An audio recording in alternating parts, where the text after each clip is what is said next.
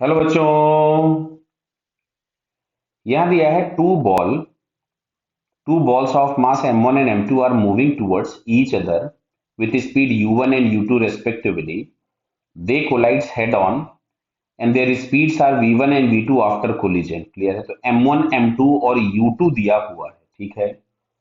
तो इसमें पहला ऑप्शन जैसे इन्होंने पूछा है the speed u1 so that both the ball moves in the same direction after same direction if coefficient of restitution is 0.5। Clear? तो देखो इसके लिए मेरे को कैलकुलेशन करना पड़ेगा।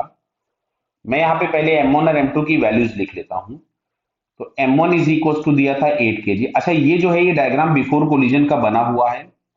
मैं अगर आफ्टर कोलिजन का डायग्राम बना रहा हूँ फर्स्ट वाले पार्ट के लिए, और फर्स्ट वाले पार्ट के लिए उसने बोला है कि दोनों के दोनों सेम डायरेक्शन में जाने चाहिए। तो ये हमारे पास v1 हो गया, और ये वाला मास m2 है, इसकी वेलोसिटी कुछ भी हम लोग यहाँ पे v2 कंसीडर कर रहे हैं, और हम लोग इस डायरेक्शन को ही पॉजिटिव ले रहे हैं।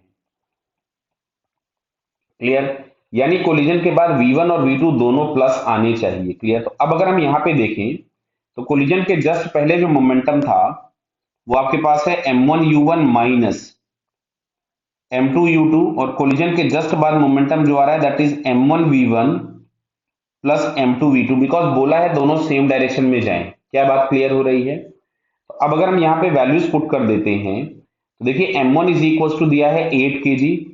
ये हम लोगों के पास हो गया 8u1 माइनस m2 दिया था 2 और u2 दिया था 3। तो ये हम लोगों के पास यहां से आ गया 8v1 प्लस 2v2। क्लियर?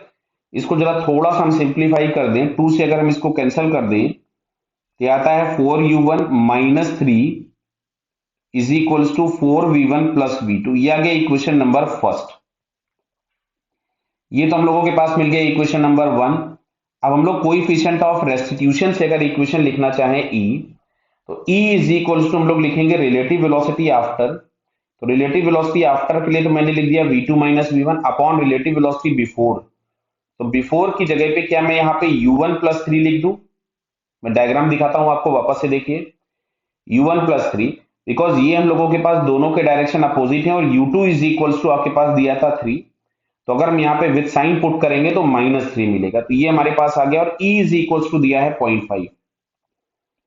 तो चलिए इसको अगर हम यहां से लिखें तो 0.5 को मैं 1/2 लिख दूं, ये ज्यादा अच्छा लगेगा। तो 2 से मैं अगर मल्टीप्लाई कर दूं तो मिलता है 2v2 minus 2v1 is equals to u1 plus 3। Clear? ये हम लोगों के पास आ गया यहां से सेकेंड इक्वेशन। और अब हम लोग इंटरेस्टेड हैं v1 और v2 फाइंड करने में। तो v1 और v2 फाइंड करने में इंटरेस्टेड अगर हम लोग हैं तो एक काम करते हैं, इस ऊपर वाली इक्वेशन में हम 2 से और मल्टीप्लाई कर दे फर्स्ट इक्वेशन में। ये सेकंड हमने बना दिया। फर्स्ट इक्वेशन में अगर हमने 2 से मल्टीप्लाई किया तो ये आपको मिलेगा 8v1 plus 2v2 is equals to 8u1 minus 6। Clear है बेटा? मैंने इसमें 2 से मल्टीप्लाई किया इस इक्वेशन में।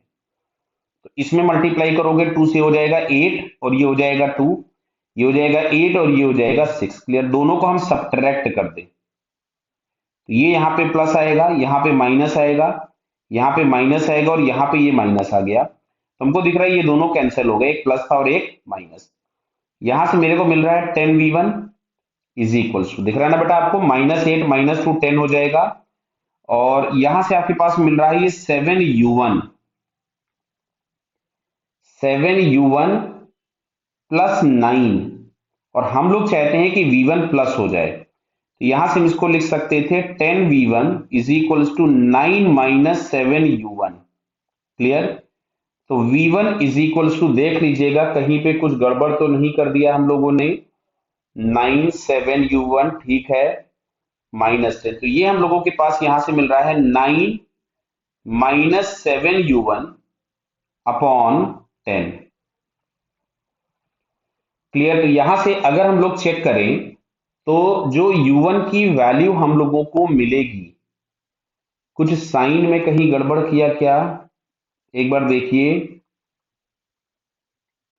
हाँ देखो यहाँ पे साइन में ये गड़बड़ हो गया, इस जगह पे मैं इसमें से ये वाले पार्ट यहाँ से हटा दे रहा हूँ। देखो ये वाला जो 2 स्टेप 3 स्टेप हम लोगों ने किए, 2 स्टेप लास्ट वाले, ये गड़बड़ हो गए क्योंकि मल्टीप्लाई तो माइनस किया लेकिन उस तरफ में नहीं किया। देखो इधर क्या मैं इसको ऐसा लिख सकता था, इस माइनस को अगर मैं उधर ले जाऊंगा तो v1 is equals to minus of minus हो जाएगा प्लस, तो मिलेगा 7u1 माइनस 9/10।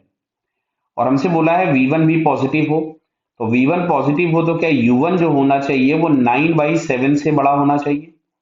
तो जो u1 की वैल्यू है वो 9/7 से बड़ी होनी चाहिए। तो 9/7 से बड़ी वैल्यू अगर हम लोग चेक करें तो यहाँ पे हम लोगों को ये सी और डी ऑप्शन में दिख रहे हैं। किसमें दिख रही है? सी और डी।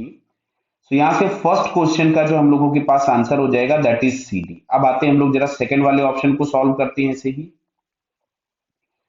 तो सेकंड वाले में लिखा है the speed u1 so that maximum fraction of energy is transfer to m2। अब देखो ऐसा कब होगा, अब अगर हम लोगों के पास m1 की पूरी एनर्जी m2 के पास चली जाए, मतलब m1 कोलिजन के बाद रुक जाए, m1 कोलिजन के बाद रुक जाए, क्या क्लियर है? तो देखो फर्स्ट वाला इक्वेशन तो जो हमने बनाया था वो एज इट इज ही बनेगा। ये जो हम लोगों ने यहां से जो फर्स्ट वाली इक्वेशन लिखी हुई है, इस फर्स्ट इक्वेशन को मैं फिर से लिखूं, लेकिन केवल और केवल मैं यहां पे लिखूंगा कि v1 की वैल्यू 0 हो जाए। मैक्सिमम एनर्जी m2 को ट्रांसफर होना है, यानी पहले वाले के पास कोई भी एनर्जी ना बचे। तो अब ये जो इक्वेशन हमारे पास यहां से आ रही है that is 4u1 minus 3 is equals to v2। Clear? ये हम लोगों के पास आ गया फर्स्ट इक्वेशन है। मैं सेकंड पार्ट सॉल्व कर रहा हूं भाई, है ना। और इसमें लिखा है कोलिजन इज इलास्टिक, तो अब मैं अगर ई के लिए रिलेशन लिखूं तो ई के लिए रिलेटिव वेलोसिटी बिफोर कोलिजन तो वही हम लोगों के पास है u1 plus 3, but after collision हम लोगों के पास केवल और केवल v2 मिलेगा और ये 1 हो गया। तो v2 इज इक्वल्स टू आपके पास आ रहा है u1 प्लस 3। कितना आ रहा है? v2 is equals to u1 plus 3। तो अब अगर हम इस v2 को उठा करके सेकेंड फर्स्ट इक्वेशन में ही रख दें तो यहां से हमारे पास मिलता है 4u1 minus 3 is equals to u1 plus 3। तो इसको अगर हम इधर ले आएंगे तो ये हो गया 3u1 इज इक्वल्स टू 6। तो u1 इज इक्वल्स टू आ रहा है 2 मीटर पर सेकेंड। तो ऐसा होने के लिए u1 को 2 होना चाहिए। तो 2 ऑप्शन हम लोगों को केवल यहाँ पे सी पार्ट में दिया हुआ है, तो इसका आपके पास सी वाला केवल आंसर करेक्ट हो जाएगा। क्लियर है बेटा? अब अच्छा हम लोग यहां से जैसे हम लोग पढ़ते हैं तो हम लोग यहां से इसका थर्ड ऑप्शन पढ़ने की कोशिश करें जिसमें लिखा है coefficient of restitution if m2 stops after collision. Clear है? अब अगर m2 रुक गया, बात को ध्यान से समझना, तो फिर से कोएफिशिएंट ऑफ रेस्टिट्यूशन, तो अभी ये हम लोगों ने सेकंड वाला पार्ट सॉल्व किया था, यहां पे ये हम लोगों ने फर्स्ट वाले के लिए कैलकुलेशन किया था। अब हमारे यहाँ थर्ड वाले के लिए कैलकुलेशन करने। क्लियर है? तो थर्ड वाले में तुमसे बोला हुआ है कि m2 रुक जाए और u1 जो है वो u1 इस क्वेश्चन में दे दिया उन्होंने, u1 दिया हुआ है 0.5। देखिए मैं लिख दे रहा हूं यहां से u1 is equals to 0.5 metre पर सेकेंड दे दिया इन्होंने, और u2 तो बेसिक क्वेश्चन में ही दिया था, डायरेक्शन के अकॉर्डिंग -3 था। क्लियर? तो कोलिजन के जस्ट पहले की अगर हम लोग बात करें तो यहां से हमारे पास मिलेगा m1 इंटू u1 और m2 इंटू u2, और तुमसे बोला है m2 रुक जाए, मतलब अभी केवल m1 ही चल रहा है, तो 8v1 हमने कुछ भी लिख दिया इसमें। क्लियर? इसको सॉल्व कर लेते हैं तो मिल रहा है 4 minus 6 is equal to 8v1। तो ये हम लोगों के पास यहां से v1 इज इक्वल टू आ रहा है माइनस ऑफ 1/4। अब इन्होंने कोएफिशिएंट ऑफ रेस्टिट्यूशन पूछा है e, तो भाई एक वाला तो रुक गया, तो आफ्टर कोलिजन तो ये 1/4 ही हो गई, और बिफोर कोलिजन हम लोगों के पास कितनी हो जाती? u1 प्लस 3 लिख रहे थे हम लोग, और u1 दिया था 0.5, तो याद आता 1/4 अपॉन 3.5, तो 3.5 714, तो ये हम लोगों के पास आ रहा है 1/14। क्लियर है? तो इसमें e इज इक्वल टू 1/14 जो कि हम लोगों को दिया गया है ए ऑप्शन में। तो बेटा थर्ड वाले का जो आंसर होगा वो थर्ड वाले का आंसर हमारे पास हो गया ए। अब बचता है फोर्थ ऑप्शन। क्लियर? तो फोर्थ ऑप्शन में लिखा है collision is inelastic and u1 is equal to 3, find the loss of kinetic energy after collision. Clear? तो अब आफ्टर कोलिजन में बी, अच्छा में बी इन्होंने लिख दिया है, ई दिया नहीं है। तो बेटा अगर ई नहीं दिया है तो जो एनर्जी में लॉस होगा वो कुछ भी हो सकता है, वो डिपेंड करेगा वैल्यू ऑफ ई पर। किस पर डिपेंड करेगा? वैल्यू ऑफ ई पर। तो इस वाले केस में तो मेरे को समझ में आ रहा कि हम लोग सारे ही आंसर्स लिख सकते थे, मतलब ए भी लिख सकते हैं, बी भी लिख सकते हैं, सी भी और डी भी। क्लियर है बेटा? समझ में आया? चारों आंसर क्यों लिख सकते हैं? क्योंकि डिफरेंट डिफरेंट वैल्यूज ऑफ ई के लिए जो फाइनल वेलोसिटीज होंगी वो अलग अलग होंगी, तो उसके केस में जो लॉसेस होंगे वो अलग अलग होंगे। क्लियर है? Okay, all the best.